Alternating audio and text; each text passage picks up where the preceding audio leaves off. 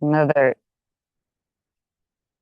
another thought about the planets that are all, yeah, I spoke about the personal planets all being kind of piled up together, moving through the signs of the zodiac, right? And they're all now almost all in Aquarius. Mars is the last one that is still in Capricorn that will move into Aquarius soon, within a day or so. Depends when you're watching this. But yeah, so Aquarius, being kind of like representing the collective and the new future that we're building and, you know, utopia and cults, kind of like the two, because every sign has its extremes and its shadow and its light. And those are kind of the two ends of that spectrum to me. So again, if we're doing it right, we learn about where we've been by looking at the past, and that helps us go forward in a more informed way. And yeah, if we look at, so right now, as I'm traveling around the world a lot, right, like I'm kind of a hippie and I'm visiting these different, like, hippie, they call them conscious communities, as if there are people that aren't conscious. I mean, there are people that are more or less aware of various systems and things like that, but I don't know. I've used these words and I've started to realize how problematic they are. Anyways, I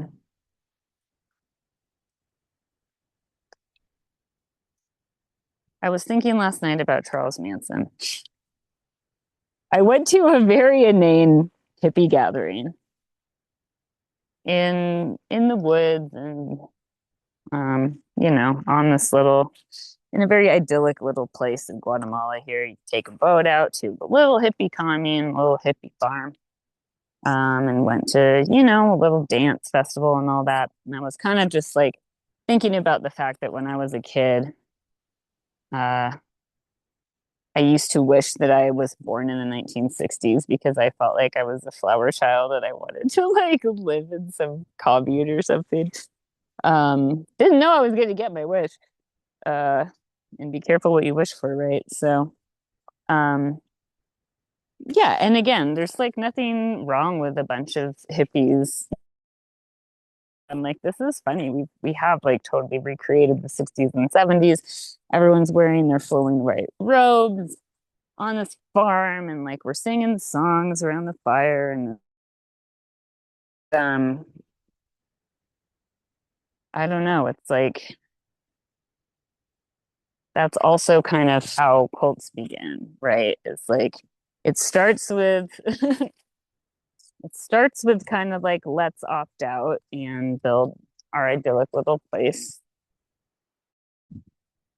But if you don't have a clear vision, I think like the color is the key. And if we can stay collective and not give our power away, as I talked about in this other video I just recorded, like if we cannot, if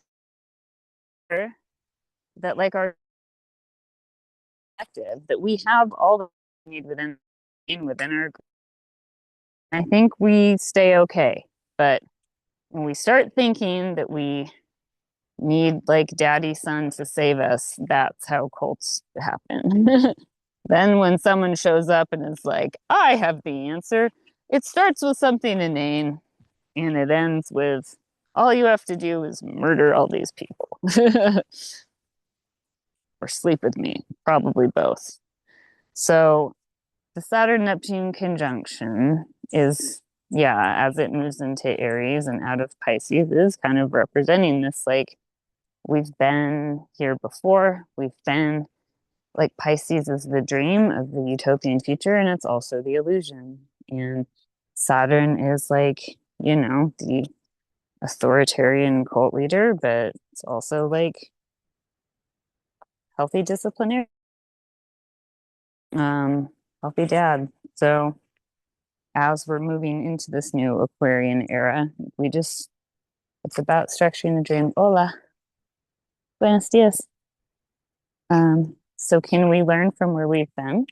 so that we don't just replicate the same systems all over again. And I'm seeing in some of these communities that I'm in a lot of the extremes, right? That's like, well, they're kind of both forms of neocolonialism. Like we will opt out and move into these lands that aren't ours and kind of take them over and occupy. But then again, I suppose. But yeah, anyways, it is problematic when you're maybe on ancestral Maya territory. Um, and and then there's like moving into the towns and kind of we're going to transform the system from within. And this is the biggest con that ever got pulled on my generation, I think, is this neoliberal concept that made us all convinced, I think, not all, but did a really good job convincing a lot of us that the way to change the system was from inside of it. Movies like SLC Punk. I remember watching that when I was in high school and I loved the movie. And then the ending felt like a fucking betrayal, like a stab in the gut. It's like he becomes a lawyer. What the fuck is that? What kind of like revolutionary movie is that? And there was a lot of it club, so that basically like, well, I don't know. I guess the end of the movie they just blew everything up, so that was kind of cool. I don't know. I can't really remember what was the book and what was the movie now. Uh,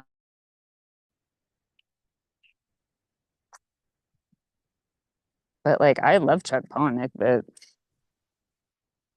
I watched him kind of turn into a different type of figure who was a lot more polished over the years. And that was like the myth of neoliberalism that we got sold as these kind of like 90s kids.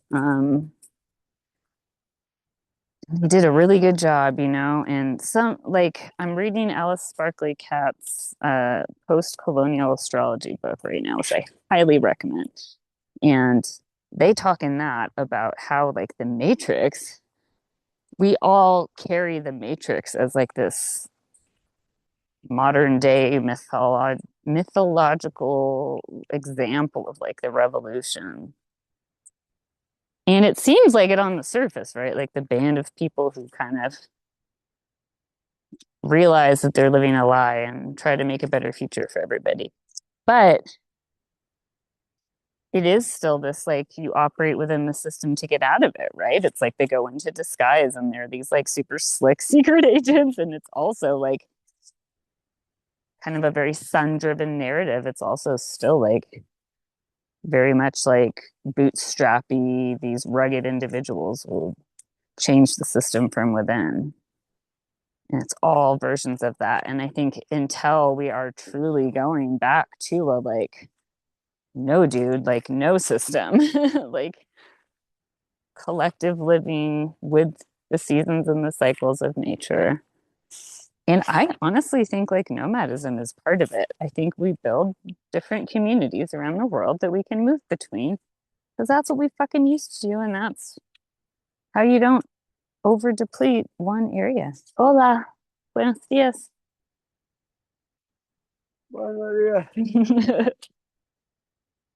uh, yeah, so I don't know. I think everything will probably have to kind of burn down before that can happen, but we'll see. Um, so let's not build cults and let's not delude ourselves that we can just opt out into some technodelic future. And let's not also pretend like we can transform the system from within because I'm watching all these things happen in these different places around the world. And they're all kind of forms of neocolonialism. And it's a colonization of the mind as well, because we think the way to get free is through all of these different sort of like traps of samsara, as the Buddhists would say, systems of incarceration that have embedded themselves deep in our collective mythologies and our nervous systems and our societies. And yeah, I think the goal is just to do the work to uncover the deceptions, Neptune, and see what structures of Saturn we need to throw out, what Uranian revolutions? Yeah, revolutions and revelations was actually the word I was going for. So as we look to the outer planet Grand Trine that will form over the course of this year, Uranus and Gemini, what about our collective frameworks needs like a freaking shock to the system? What do we need to look back on and be like, whoa, we thought that was the answer. We were fucking wrong. And that this kind of, yeah, neoliberal lie. Another favorite movie of the 90s was The Usual Suspects, which ended and began, I think, with the quote, "The greatest trick the devil ever pulled was convincing the world he didn't exist." Ain't that the truth? The greatest trick neoliberalism ever pulled was convincing us that we weren't buying into it. And Pluto was already in Aquarius, and so we are burning down what needs to so that we can hopefully build something different. All right, friends. Adios.